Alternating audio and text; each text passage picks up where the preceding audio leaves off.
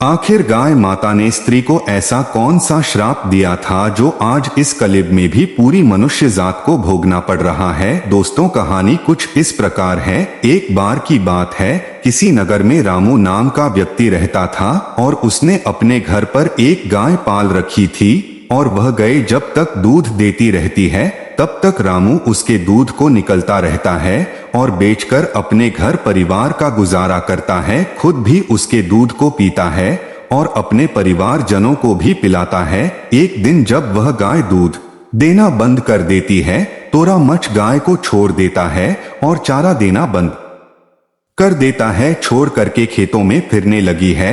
वह गए और जब वह बेचारी गाय एकांत में जाकर के रोते रोते यह कहने लगती है, क्या अजीब है, यह मनुष्य है परमात्मा, जो तुमने हमें यह गाय बना दिया। हमारे साथ बहुत अन्याय किया कि मनुष्य ऐसा है। मैं जब तक इसे दूध दिया तब तक तो इसने हमें अच्छा चारा दिया, भरपेट भोजन कराया, लेकिन जैसे ही मैं दूध देना बंद कर दिया तो इसका मतलब हमसे निकल गया। फिर इसमें हमें सुनसान जंगल में छोड़ दिया। सर्दियों में डर डर के ठोके खाती हूँ, गर्मियों में धूप और प्यास सहन करती हूँ, भूखी भूखी दर दर भटकती रहती हूँ, क्या करूँ मैं, कहाँ जाऊँ। दोस्तों, गाय माता रोती बिलखती हुई घूम रही थी। धीरे धीरे जंगल में रहती है, जो भी घास उसे मिलती है तो वह उसे चर लेती है। अब तो उसे कुछ समय बीत गया। एक दिन जब वह गाय गर्भवती हो जाती है, जब उसके गर्भ को 2-4 महीने हो जाते हैं तो वह घूमते घूमते किसी नगर के पास पहुंच जाती है। तो वहां एक बबीता नाम की स्त्री देख लेती है और उसके मन में लालच आ गया, हिमेश गायक को पकड़ लूं, क्योंकि यह गए कुछ दिनों के बाद बच्चा देने वाली है, फिर उसके बाद यह दूध भी देगी। यह सोचकर वह जब वापस लौट कर गई उसे पकड़ने के लिए अपने पति को बुलाना चाहिए। कब तक वह गए जा चुकी थी। जब वह गाय जंगल में पहुंची तब एक वृक्ष के नीचे एक सुंदर से बच्चे को जन्म दिया, लेकिन वह बबीता नाम की जो स्त्री थी वह वही उस वृक्ष के आसपास खेतों में घास काटने के लिए गई थी। लेकिन जब उसे स्त्री ने उस गाय को वहां देखा तो उसके पास पहुंच गई, लेकिन वह बेचारी गाय और उस बबीता नाम की स्थिति से एक गुजारिश करती है कि है बहन, आज तुम हमारे ऊपर शान कर दो। बोली क्या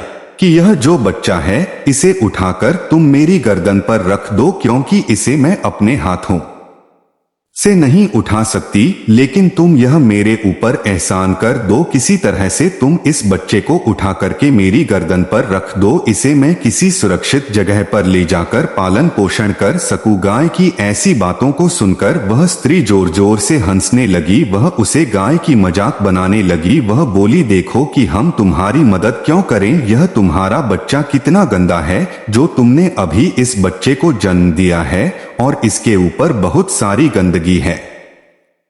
मैं इस बच्चे को उठा करके तुम्हारे सर पर तो नहीं रख सकती। गाय के बार बार निवेदन करने पर भी लेकिन बबीता फिर भी उसे बच्चों को रखने के लिए तैयार नहीं हुई। उसी समय उस गाय ने उस स्त्री को जवाब दिया, यदि इस बच्चे को किसी सुरक्षित जगह पर लेकर नहीं गई तो कोई जंगली जानवर इसे मारकर खा लेगा, अपना भोजन बना लेगा और उसका जीवन ही समाप्त हो जाएगा। इसलिए है बहन, तुम मेरी मदद कर दो, क्योंकि यह बच्चा भी नहीं चल पाएगा, कम से कम 8-9 माह के बाद ही चलेगा। दोस्तों, उसे समय पशुओं के बच्चे 8-9 माह के बाद ही चलते थे, जो इस कलयुग में जन्म लेने के बाद तुरंत ही चल पड़ते हैं। पहले ऐसा नहीं था। दोस्तों, उसी समय बबीता नाम की स्त्री ने गाय की मदद करने के लिए साफ साफ इनकार कर दिया। तब वह गए उस स्त्री को श्राप देती है, तुम हमारी मदद नहीं कर रही, एक इंसान होकर के जो मैं तुम्हें श्राप देती हूँ कि जो तुम्हारे बच्चे तुरंत जन्म लेने के बाद चलने लगते हैं,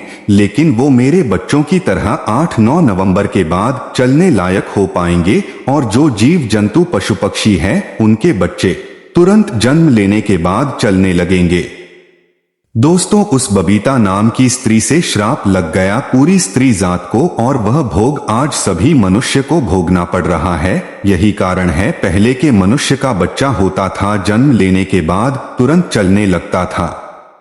आपने भी यह प्रमाण देखे होंगे, लेकिन यह गाय माता का जब से श्राप लगा है तब से जो पशुओं के बच्चे होते हैं वह तो तुरंत जन्म लेने के बाद चलने लगते हैं, लेकिन मनुष्य के जो बच्चे होते हैं वह 8-9 माह के बाद चलने लायक होते हैं, केवल गाय माता के श्राप के कारण ही। तो दोस्तों आज के लिए इतना ही। ऐसे ही वीडियो देखने के लिए हमारे चैनल शशिकांत राज 01 चैनल को सब्सक्राइब करें। मिलते हैं अगले वीडियो में। धन्यवाद।